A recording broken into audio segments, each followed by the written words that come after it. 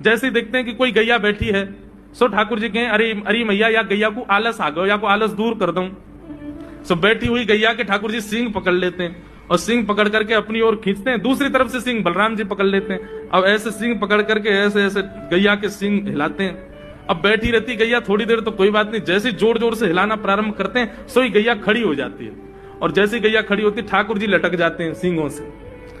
अब ठाकुर जी को तो बढ़िया झूला बन गया, गैया की सींगन पर झूल रहे हैं। थोड़ी देर तो गैया इधर से उधर ठाकुर जी को झुलाती रहती है, लेकिन थोड़ी देर बाद जैसे ही ठाकुर जी की पकड़ कमजोर होती है, गैया को पता चल जाए कि अब लाला गिरवे वार है, तो गैया भी इतनी चतुर कि वो गोबर में ही जाके खड़ी हो गए। ठाकुर जी कहे आगे कुछ चल, मैं गोबर में जाऊंगा। गैया कि ना अब तो मैं यही खड़ी रहूंगी, तुम गोबर में ही गिरो। और सोई ठाकुर जी को हाथ छूट जाए, मैया मैया बचाइयो, देख जे गैया मुझको गोबर में फेंक रही है।